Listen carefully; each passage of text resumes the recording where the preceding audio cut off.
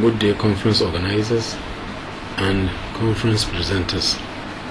My name is Nasir Abba Yusuf from the Department of History and Security Studies of Abba University, Katsina, Nigeria.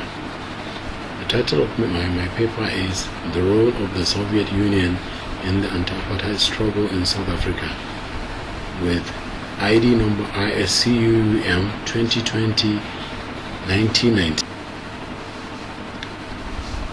In the late 1950s, the Soviets under Nikita Khrushchev began to foster strong ties with Africans, beginning with Egypt, Ghana, and Guinea. The Soviet public was exposed to the idea of internationalism, and African-American singer Paul Robeson was a well-known figure in the country. Peter Abraham's book, Path of Thunder, was prescribed for students of English at some Russian schools. A book on South Africa, Union of South Africa after Second World War by Yevgeny was published in the USSR in 1952, but in general the public knew little about the country.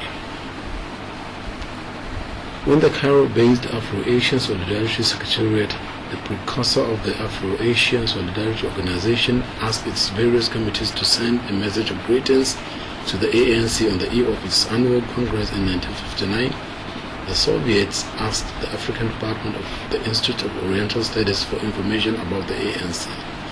Researcher Apollon Davidson acceded to the request by writing a short paper on the ANC. The African Department was expanded in 1962-1963 to become the Africa Institute, a body that was to play a crucial role in the USSR's relation with the continent and her struggle against Abba.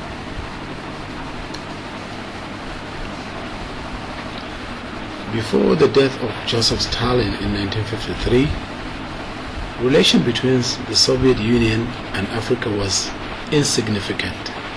The Russians were pessimistic about the possibility of securing for themselves influence in Africa due to the fact that, to them, the African states, being under pressure of Western colonialism, had no right but to practice capitalism.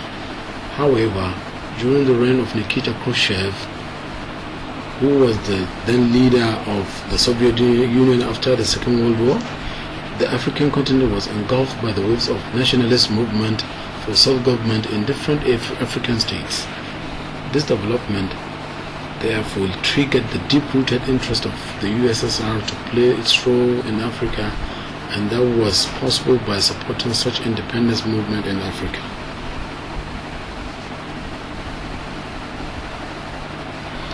The Soviet foreign policy as regards to not only South Africa but the entire Southern Africa has taken a new dimension in the second half of the 20th century, which the Russian President Nikita Khrushchev argued that it was to develop African countries in order to bypass the influence of capitalism and in turn advance continuously to socialism espoused by the USSR. The opening of an embassy in Dar es Salaam in 1962 paved way for more direct links between the Soviets and the ANC, and this their relationship became cemented. Oliver Tambo, accompanied by Moses Kotane, traveled to Russia to present an overview of events in South Africa and met with the Communist Party of the Soviet Union. He also talked of the urgent need to train ANC cadres in the Soviet Union, which was approved by the Soviet government, and in the summer of 1963, two groups of 20 cadres arrived in Moscow to begin studies at the Northern Training Center. The recruits underwent training in guerrilla warfare, military strategy and tactics, topography, drilling, and the use of firearms.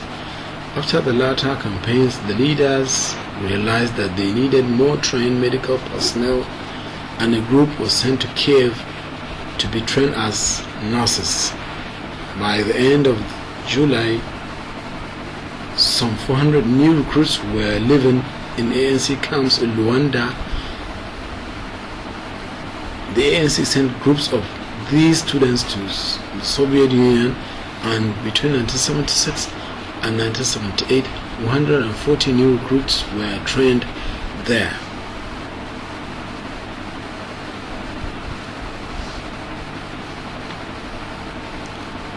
The South African Communist Party held many meetings in Soviet capital, and the Russians provided generous aid to the organization throughout the period from 1970s to the 1990s, covering all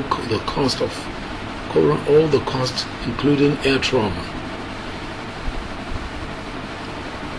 This was so because many African countries at that time, they didn't welcome this the South African Communist Party's struggle towards liberating themselves against the apartheid regime, with the exception of Angola and Mozambique.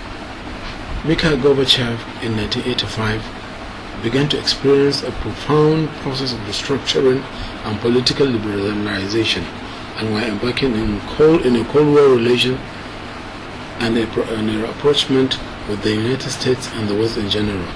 At this point in time, he was trying to be more friendly to the United States and the Western Union, and the European nations who were into Cold War, saying they were taking sides in this ideological struggle in that time.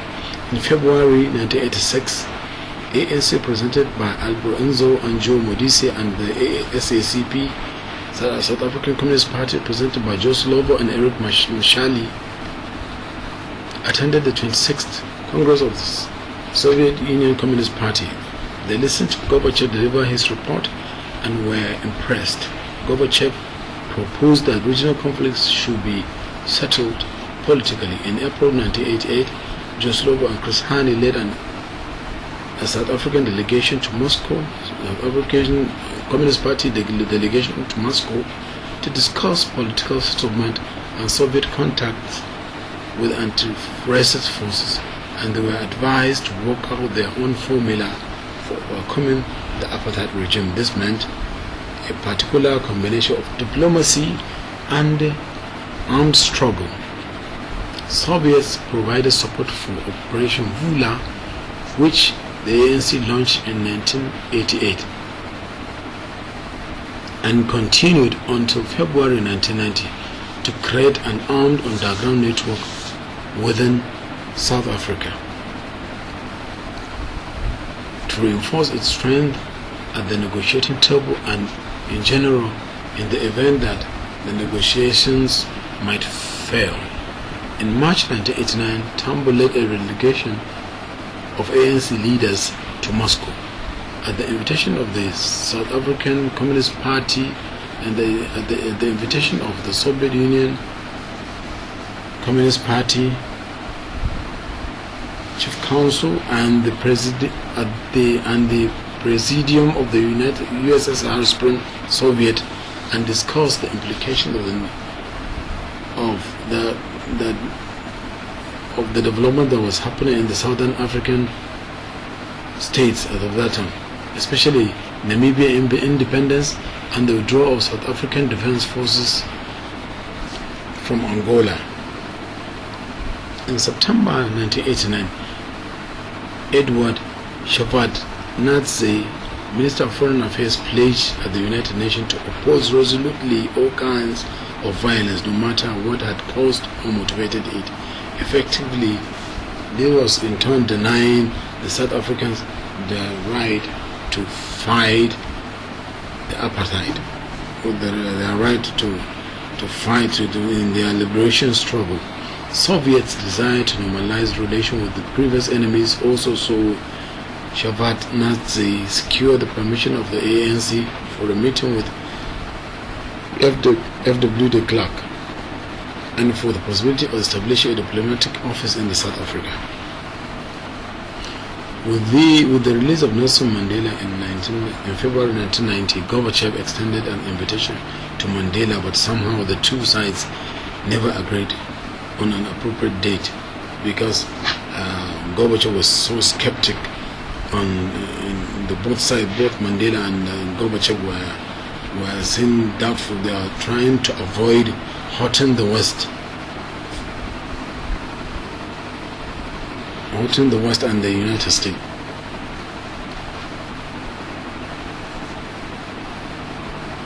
The last official delegation of the Soviet Union was in December 1990.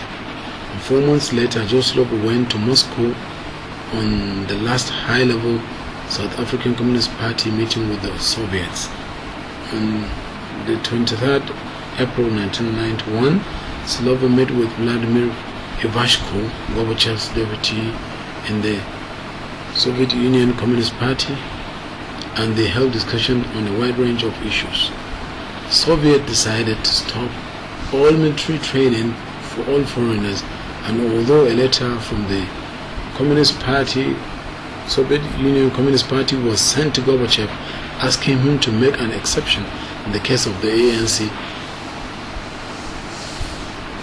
history decided the issue when Gorbachev was seemingly ousted in an abortive coup on 19 August 1991.